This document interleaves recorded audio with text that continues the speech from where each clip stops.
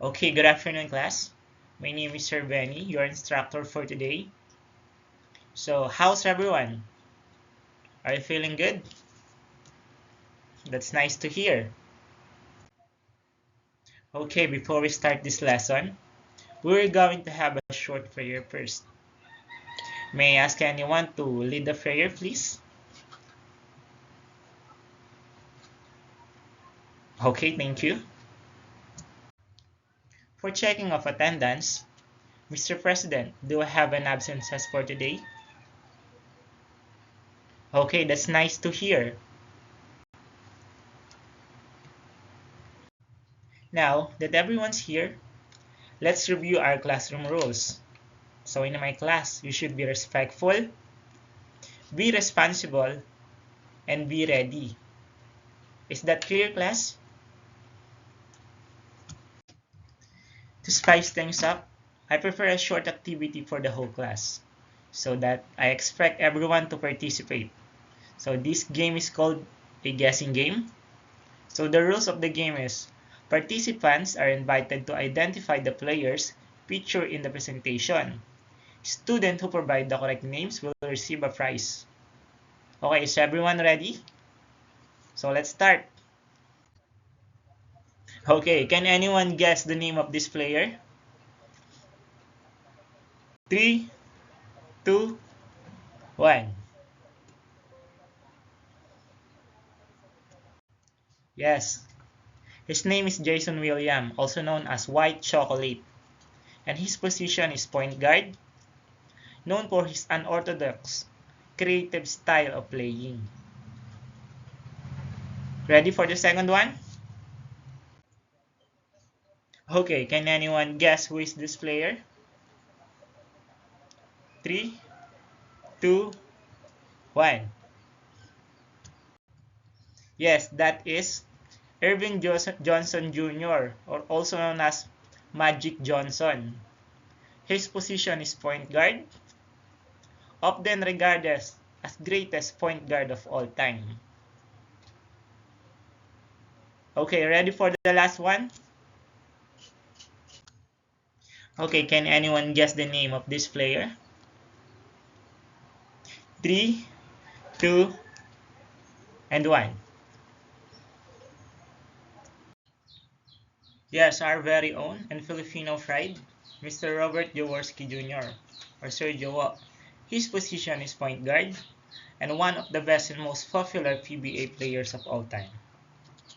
Okay, everyone, have you enjoyed our game? So after the activity, do you have an idea what is our topic all about? Did I hear passing? Point guarding? Assisting? Okay, well, let's see if you are correct. Our topic for today's lesson is the fundamental skills in basketball. But before that, let's visit the learning objectives. At the end of this lesson, the student will able to, in cognitive aspect, define what is passing, identify the three basic types of passes, the chest pass, bounce pass, and overhead pass. In psychomotor aspect, demonstrate proper hand placement, footwork, and follow through each pass type. And in affective aspect, appreciate how passing promotes trust, coordination, and teamwork through the game.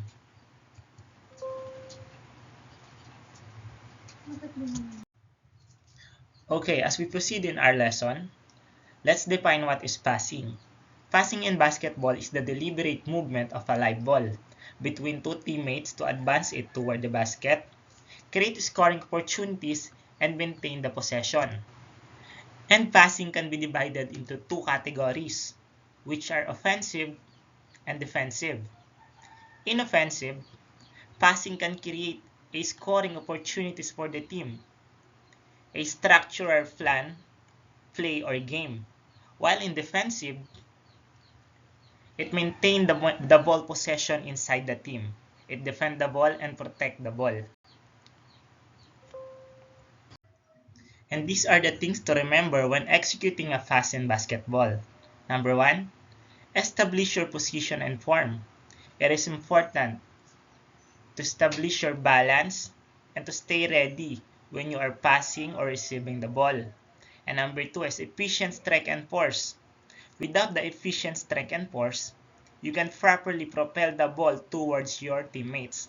And lastly is follow through. Always snap your wrist to ensure the ball goes where you want it. Okay everyone, let's proceed at the 3 basic types of passing in basketball.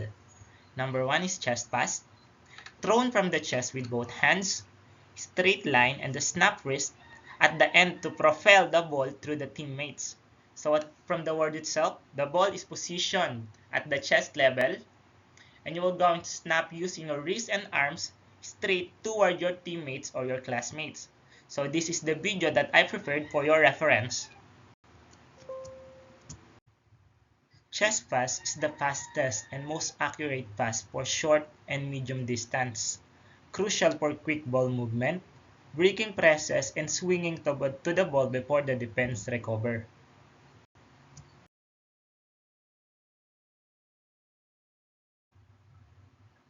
And the second one is bounce pass. Thrown the ball downwards so it bounces once before reaching the teammate. The ball is positioned around the waist level.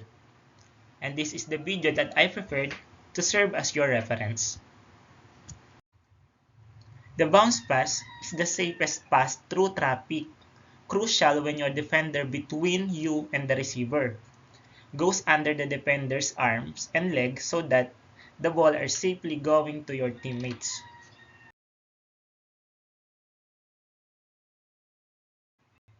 And the last one is overhead pass. Position the ball above the head, thrown over the defenders. And this is the video that I prepared, serve as your reference.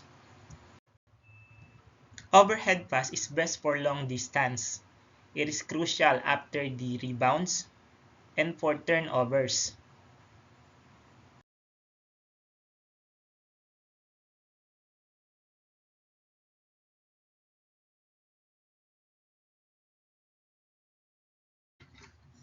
Okay class, to wrap things up, remember that these skills require practice. You need to focus on your hand placement, your footwork, and your follow through for every single pass that you're going to execute. And remember, passing isn't just a technical skill. It's about coordination and trusting your teammates. I hope this helped you to become a better player on the court. Thank you for listening and participating. Goodbye, class.